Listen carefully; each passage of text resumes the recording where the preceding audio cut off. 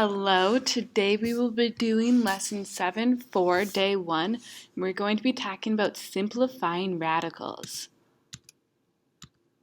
So the first thing we're going to talk about is perfect squares. We know our perfect squares, 1, 4, 9, 16, 25, and so on.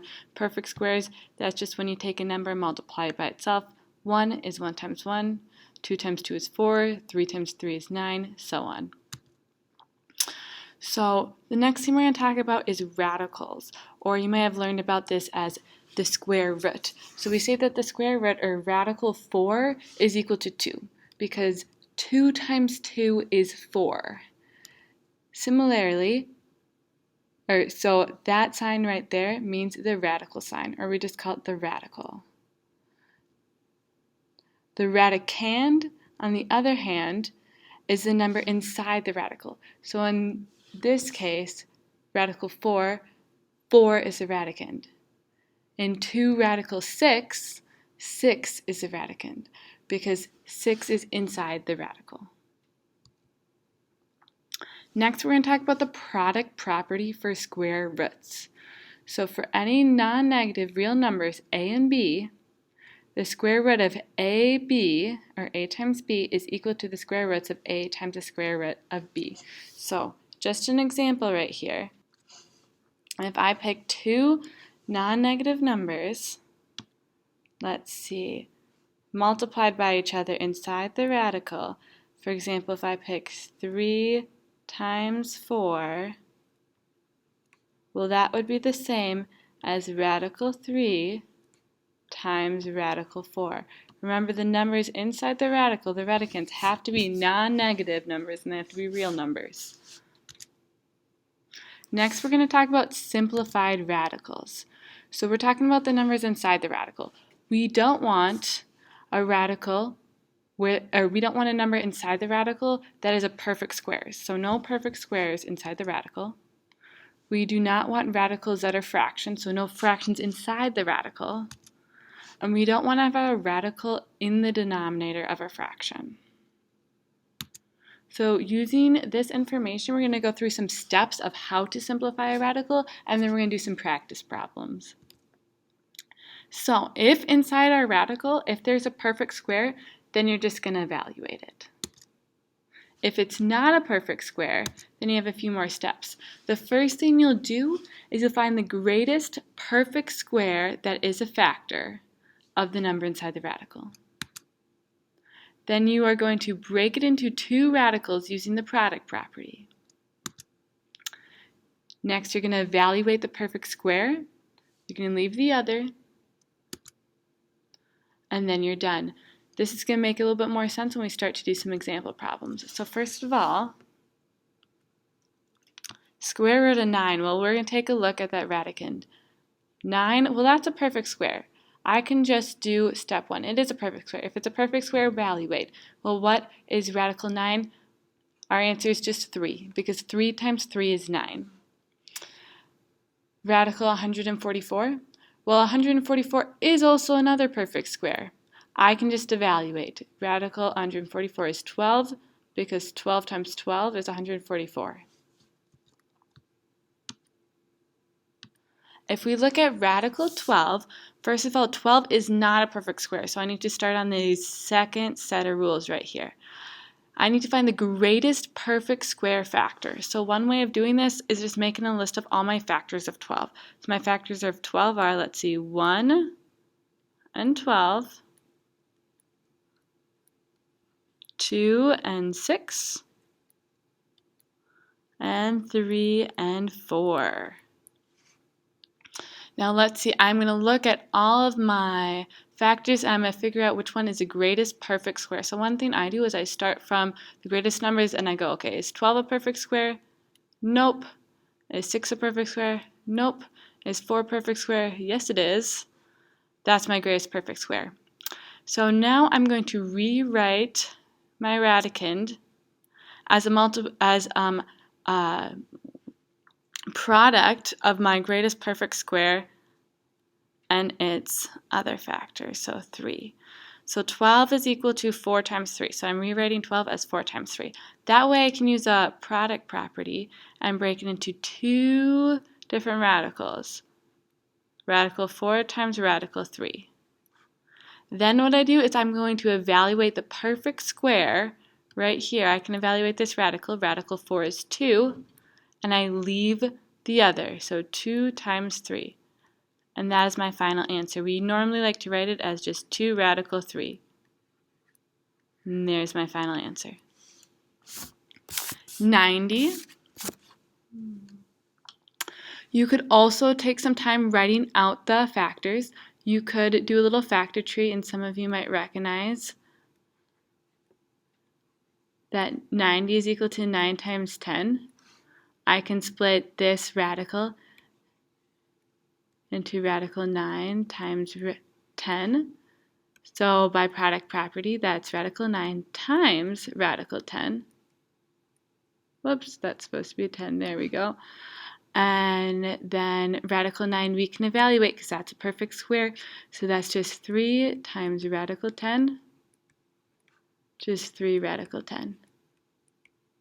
Now, if you weren't sure if 9 was the greatest perfect square, then what you can do is you can just make a list of all the factors like we did for radical 12. You can make a list of all the factors to find the greatest one.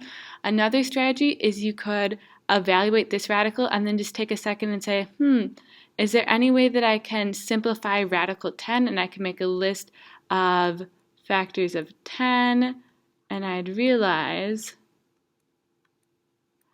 that there's no greatest common or greatest perfect square factor, no perfect square factors, so radical 10 is in simplest form, and I don't need to simplify that any further. Okay, I have, let's see, 2 more. I want you to pause the video, try these 2 on your own, and we'll come back in a moment to work them through. Okay, let's look at radical 72. You might recognize that 72 is the product of 9 times 8. If you weren't sure if 9 was the greatest perfect square, you could have wrote out all the factors of 72 to check. So now I'm going to rewrite 72 as radical 9 times 8. Using the product property, I'm going to break into 2 radicals, radical 9 times radical 8. Now I can evaluate radical 9. That is just 3 because 3 times 3 is 9. I'm left with the final answer of 3 radical 8. Moving on to E, so radical 30. Now let's make a list of all of the factors of 30. So 1 and 30. Let's see, 2 and 15. 3 and 10. And 5 and 6. Now if you look at all of our factors, none of them are perfect squares. So this is my final answer. I can't break it up into 2 radicals where one of them is a perfect square. This is my final answer. It's in simplest form. Okay, now what we're going to do is we're going to kind of do this the other way. So our first step is it's already broken into 2 different radicals. What we're going to do is we're going to start by using the product property the opposite way. Since it's 2 radicals multiplied by each other, we can combine this into 1 radical with 2 times 8 as a radicand. Then, well, 2 times 8, that's 16. Well, 16 is a perfect square. I know what radical 16 is. That's just 4. And then I'm done. With B, radical 3 times radical 12, well, that's just product property. That's the same as radical 3 times radical 12, which is radical 36. Well, 36 is a perfect square. That means my final answer is just 6. Okay, radical 3 times radical 15. We're going to use that reverse product property. That is radical 3 times 15. 3 times 15 is 45. Now you can write out all the factors of 45. You might recognize that 45 is the same times 9 times 5. That 9 is actually going to be our greatest factor. So that's the same as 40. We can write this as radical 9 times 5 because 9 times 5 is 45. Then using product property, we're going to rewrite this as radical 9 times radical 5.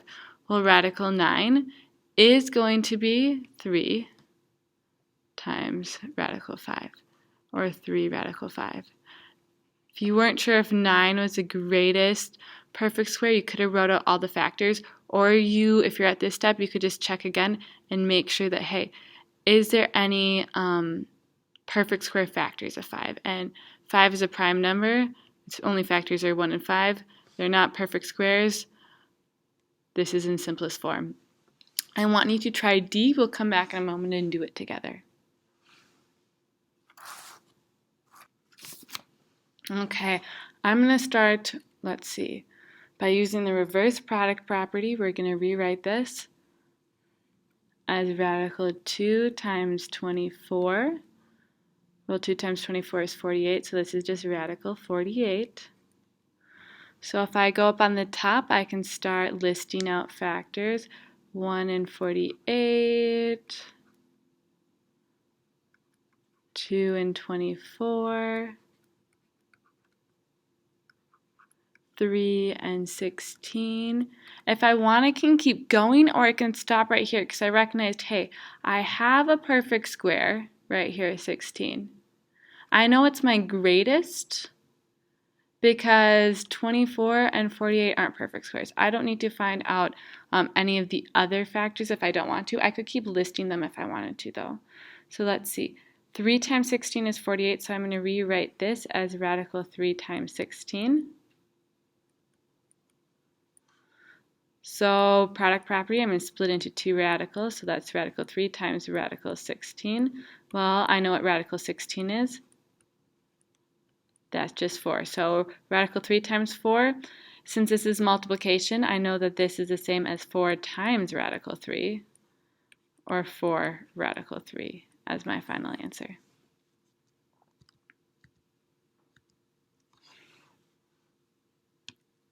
Okay.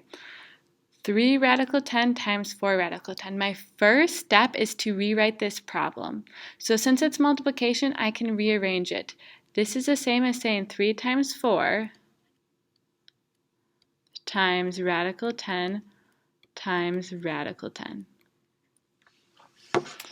Now I can do this. I chose to do it in this way because I wanted the whole numbers to be next to each other, the 3 and 4, and the radicals to be next to each other. Now I can say, okay, I know what 3 times 4 is. That's 12 times radical 10 times radical 10. Well, now just like I was doing in the previous problems, I can use a product property right here. This is the same as 12 times radical 10 times 10. Well, 10 times 10 is 100, so this is the same as 12 times radical 100. Well, let's see. 100 is a perfect square. So that means this is just 12 times 10. Radical 100 is 10, since 10 squared is 10, because 10 squared is 100. So I'm just left with the 10 right here. 12 times 10 is 120 as my final answer.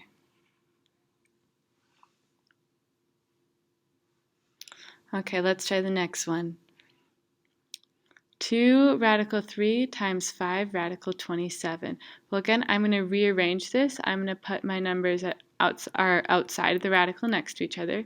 So 2 times 5, then I'm going to multiply my radicals, times radical 3 times radical 27.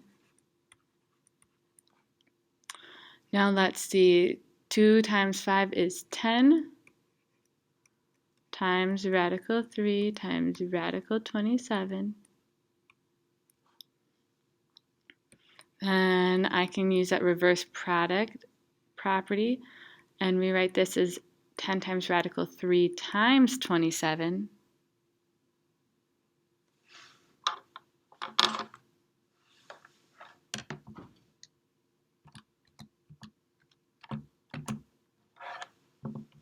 Well, that's just the same as 10 times radical 81. Well, 81 is a perfect square, so that is just 10 times 9, or 90.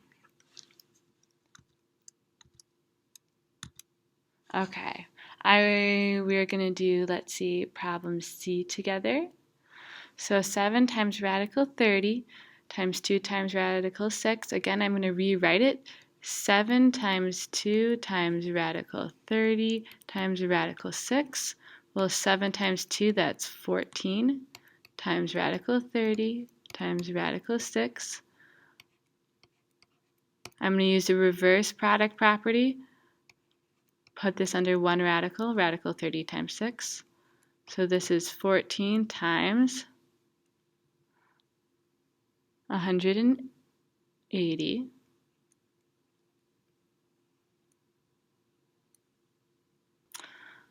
Let's see, I can make out a list of all the factors of 180, but I will tell you right now that 80 is the same as 36 times 5. So, and 36 is going to be our greatest common prime factor. So I'm going to rewrite 180 as 36 times 5.